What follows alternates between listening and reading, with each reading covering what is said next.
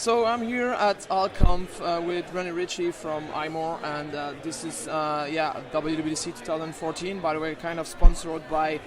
This time I removed the T-shirt, but usually I have the Objective Cologne T-shirt, which is going to be rebranded, as you know, in SwiftConf, which is one of the things we're going to speak about. This brand new language. So you heard it's the revolution for us developers.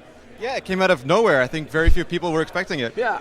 It's actually funny. I know someone who actually last week told me I heard Apple is working on a new language, and I was like, what? But I had never heard that before, and I didn't really know if it was true or whatever. Well, they've been working. They had like 3 projects going on, and this one started 4 years ago, and it was the one they ended up going with, and I think it was a real smart choice. Yeah.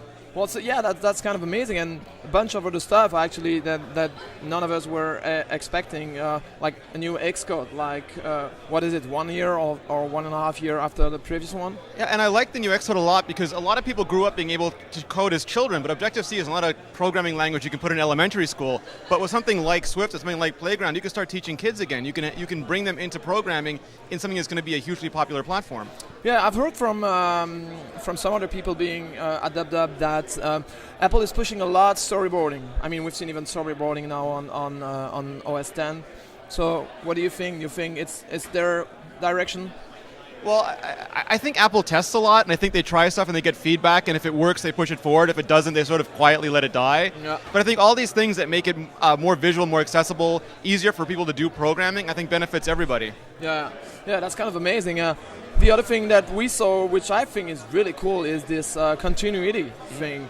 That is going to be an amazing stuff for most of us. Do you like it?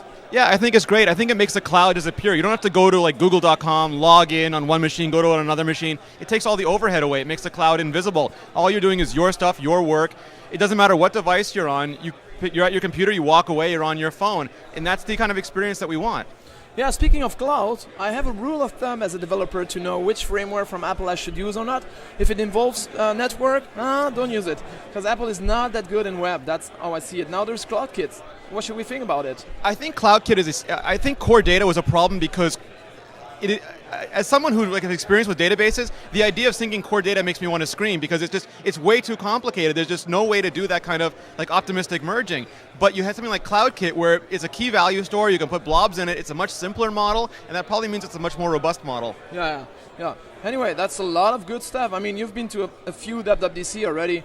I mean, do you see it just like me that it's the first time I see so many stuff so packed? Because it's really a lot. It's like a combination of the iOS 2 SDK event and the iOS 4 event where it was like a big package for developers, but also done user features, like a checklist. Speaking about developers and users, normal people watching the keynote probably think it's kind of weird, that last part, like this whole technical stuff about excitement about new LLVM or whatever. Chris Latner on stage during a public keynote is amazing. Yeah. That's pretty cool. All right, thank you for being with us, and enjoy the rest of the conference. Thank you for having me. See you soon. Cheers.